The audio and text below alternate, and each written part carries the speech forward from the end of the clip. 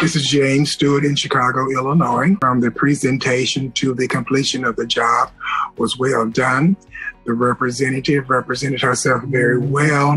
So after the young lady signed me up and everything, and I think it was on a Tuesday, and then the actual job started that Thursday, and they gave me the time that they were going to come, and they did. They reported very well.